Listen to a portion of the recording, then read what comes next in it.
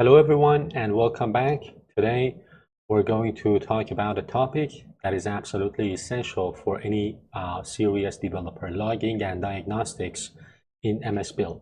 As we've seen, MSBuild does a lot of work for us behind the scenes, but what happens when things go wrong? When a build fails unexpectedly or a custom target doesn't run as you'd hope, this is where logging comes into play.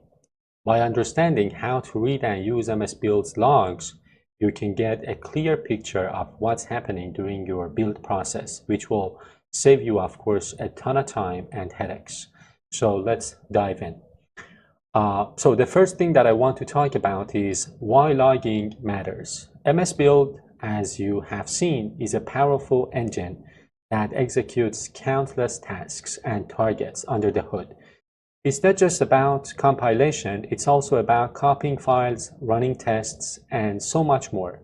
Sometimes you'll encounter issues like, for example, a build that fails for an unknown reason, or a custom target that doesn't seem to be running. Build outputs that are not in the folder you expected. So again, the thing is that MSBuild logging is the key to solving these problems because it gives you the ability to see the exact execution order of all of your targets, check which tasks are actually running, diagnose warnings and errors with precision, and of course understand why a project might have been skipped during an incremental build. We talked about incremental build in the previous episode, so if you want to know more about incremental builds, make sure you watch the previous episode. Let's now talk about verbosity levels. MSBuild offers several verbosity levels to control how much information is displayed in your build log. This is super helpful because you can choose to see just the essentials or an extreme level of detail depending on your needs. And here's a quick rundown of all the verbosity levels that you can use. So the first one is quiet, which only shows errors. Minimal, which shows errors and warnings. Normal is the default log level, verbosity level, and it shows a good amount of general information. Then you've got detailed, which shows which tasks and targets ran and in what order. Last but not least, you've got diagnostic. So this is the most detailed level. It includes everything from property evaluations to condition checks. You use this when you need to get to the bottom of a complex issue. And then again, to use a specific verbosity level, you simply use the -v flag with the level name. So -v detailed, for example. This will give you a detailed build log. And of course, you can run it like this. Now let's test this, right? Let me go to my developer PowerShell window, and what I am going to do is to build the solution using the -v detailed. And the verbosity level gives me a lot of information. And if I, of course, run this without using that flag, I don't get that much information. Now, let's get back to the notes. So we talked about this, and we also ran the build command using the -v detailed. Again, as you saw, this command will output a wealth of information to your console, including, for example, which targets were executed, the values of various properties, and the precise order in which everything happened. If you take a look at this window again, the first output is, for example, showing me this target and the task that we defined in the previous episode. And we can also see that we're restoring the things, the CS proj files, and then we have the order in which the projects are built. So first we build the domain, then the application, and then the API. So let's get back to the notes. The next thing that I want to talk about is,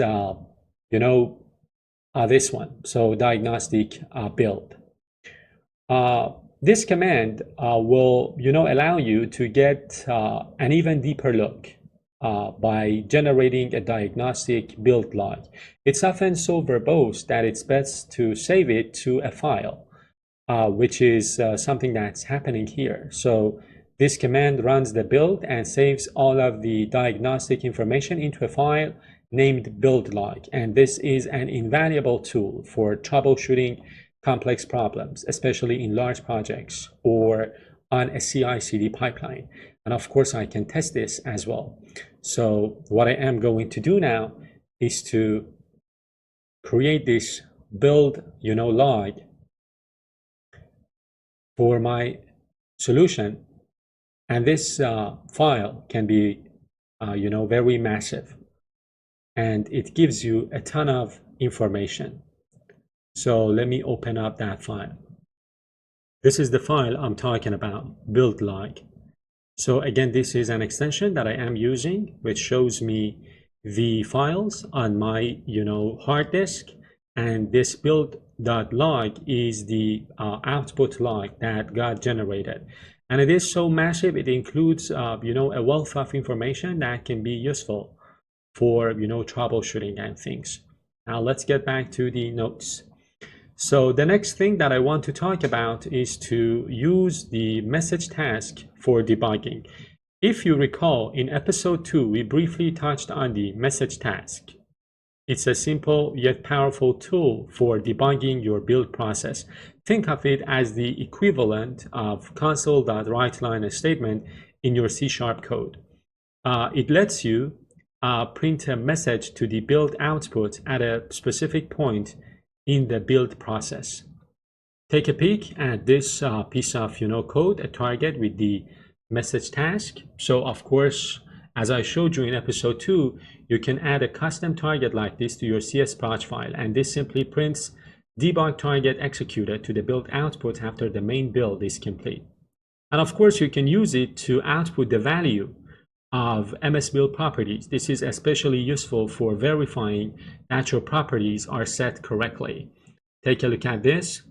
So what this code is doing is that when you run a build, it will print the exact path where your compiled files are being placed, like output path, bin, debug, .NET 8, and so on. So it's a simple way to confirm that your build is working as you expected.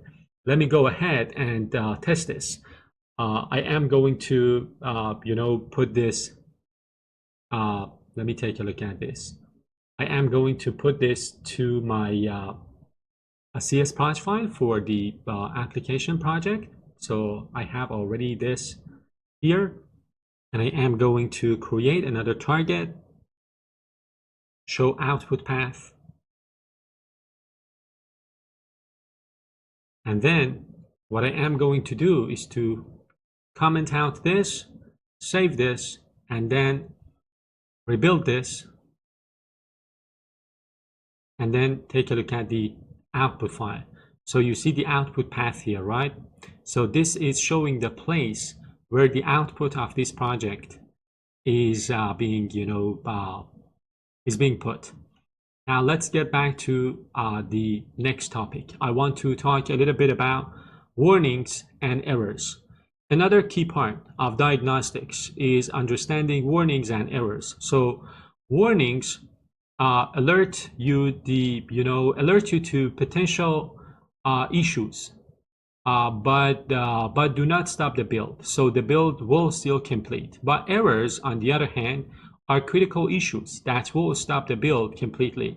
You can create your own custom warnings and errors using the warning and error tasks. So they're built-in tasks that you can start using immediately. This is great for enforcing build time rules for your project.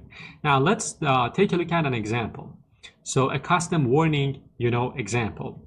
Let's say we want to make sure a license file exists in our project. First, we are going to remove that copy license target from for example, the domain project that we created in episode 2. Then we're going to add this new target and try building after you've deleted the license file from the project directory.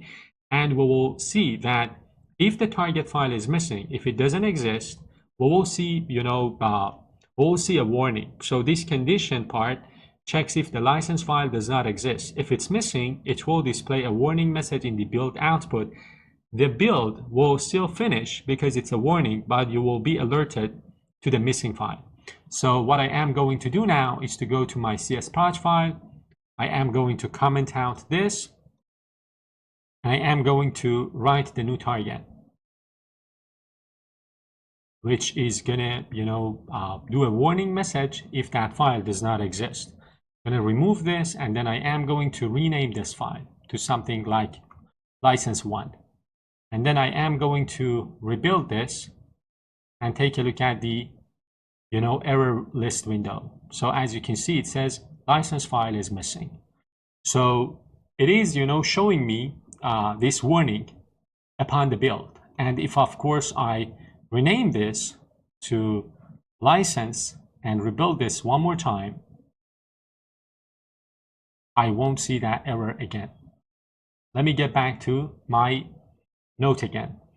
So that was with the that was an example for warnings. Then we've got errors, right? So we're going to change that warning to an error, and errors will actually stop the build. So we'll also make it run before the build starts, so it fails fast. If you take a look, I have said before targets build. So again, what is going to happen is that if the file does not exist, if it is missing, this will automatically and immediately raise an error and halt the build process. This is perfect for enforcing strict requirements like the presence of a configuration file that your application needs to run. So again, let me go to my CSproj file. Let me comment out this warning message, and I am going to change this to the error.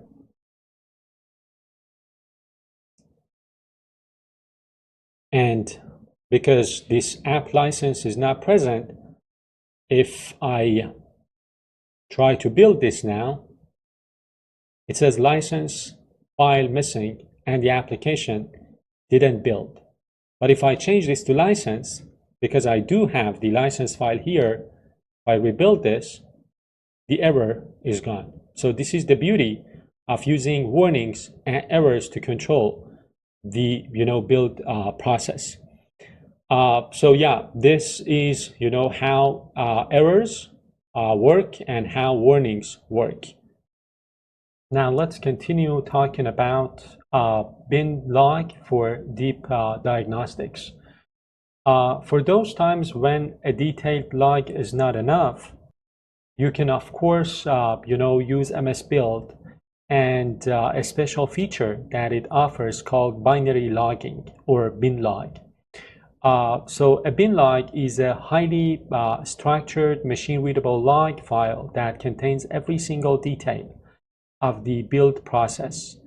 And of course, to generate a bin log, you use the -bl flag. So take a look at this code here. This code will create a bookstore.binlog file in your root folder, which is something that you can already see here because I have already run this command. So the best way to view this file is with MSBuild a structured log viewer. So it's a piece of software application. It's free, and it visually presents the build process, making it absolutely easy to understand different things. Like for example, with the application, with the MSBuild structured log viewer, you can see a graphical tree of all target executions. You can inspect the inputs and outputs of every task, and of course you can visualize exactly why a project was skipped for an incremental build. Go ahead, install this, and test it. It's really helpful. Now let's continue by talking about some examples. We want to apply these concepts to our project. What I want to do is to for example, update the bookstore.application CSproj file. So we are going to add a custom target that will print a message and show its project reference after it's built. take a look at this piece of code. The @ symbol, in front of the project reference here, this @ symbol is a special syntax that tells MSBuild to print the values of an item group. In this case, all the project references. Now we will build, after we add this, we will build our solution with detailed logging, and we will see in the console output a custom message. So the custom message will appear, and we will be able to see the MSBuild built, the domain project, and then the application project, confirming the dependency order is correct. Let me take you to the application project. I'm going to comment out this, and I am going to add the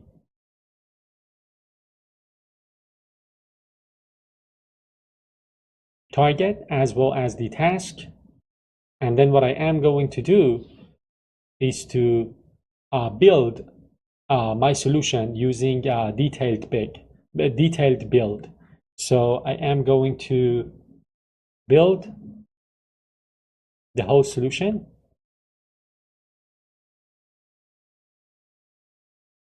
So as you can see here, we've got that message, in the output. So it says bookstore application built, domain reference, bookstore.domain.csproj. And that is the message that we had in our csproj file. Now let me take you to the notes again and continue with the summary of this episode. So in this episode, we covered some essential ground. We learned about the different verbosity levels for MSBuild logging from quiet to diagnostic. We used the message task to debug targets and properties directly from our project file. And we saw how to create our own custom warnings and errors to enforce rules for our project. And we also learned about binary logs or bin log files and the MSBuild structured log viewer for deep dive diagnostics. I hope this episode gives you the confidence to start, troubleshooting your own build issues. Thank you for watching. Don't forget to subscribe to the channel and give the video a like, and I'll see you in the next one.